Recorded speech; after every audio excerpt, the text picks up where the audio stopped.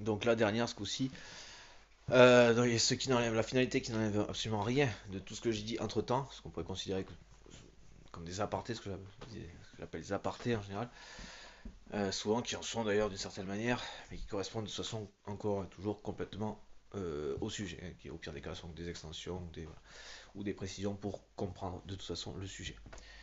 Et quand je disais tout à l'heure limiter le truc, c'est qu'on dira, c'est préciser la focale, quoi, le focus hein, sur ce groupe C des maladies mentales du DSM-5, donc qui est un livre et consultable gratuitement sur Internet qui référence des critères diagnostiques des maladies mentales.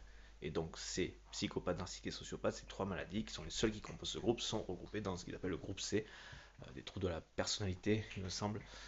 Euh, je crois qu'il y a une précision de plus, mais voilà, de ce livre, quoi, de cet ouvrage, de ce livre de critères, qui fait référence quand même dans l'absolu sur l'aspect objectif des choses. Des, de référence à des critères pour faire des diagnostics, pour des diagnostics psychiatriques. Et pas que, enfin, voilà, psychologique, psychiatrique, grosso modo. Enfin voilà. Et donc consultable sur internet encore une fois gratuitement, vous pouvez checker, vous verrez les conséquences dans les fonctionnements, vous devriez comprendre en quoi effectivement ça correspond dans les différentes manières dont ça s'exprime et en quoi ça correspond notamment dans le cas d'Emmanuel Macron. Voilà. C'est les SM5. Voilà. Et donc tout ça par rapport donc au sujet initial, qui est le développement économique et militaire de la Chine.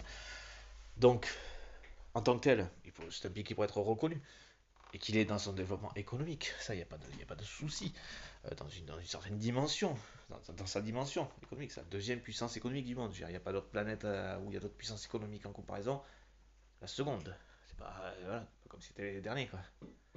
Si c'est ça son truc. Enfin, de toute façon. Donc tout ça pour dire, c'est juste que c'est sans fin en fait. Leur appétit est sans fin parce qu'ils répondent pas à leurs besoins, puisque c'est pas comme ça qu'ils sont censés répondre. C'est pas ça qui correspond à la réponse à leurs besoins. Et c'est pour ça que c'est sans fin. Qui sont d'une certaine manière insatiables. C'est qu'ils sont insatiables, c'est que ça ne répond même pas, ça ne répond pas aux besoins, parce que c'est pas ça. Son besoin, la réponse à son besoin, à lui et à ces personnes. Enfin voilà. Donc du coup, c'est pour ça qu'on les retrouve souvent dans des addictions, ils sont très souvent dépendants. Ils sont dépendants, de toute façon, ils sont pas autonomes. Ils sont souvent dépendants des produits aussi donc type toxiques. Voilà, qui répondent à leurs besoins par des produits toxiques, de manière réalité par des toxiques, des produits toxiques. Voilà, qui sont très prêts à foutre dans la bouffe aussi dans l'industrie agroalimentaire.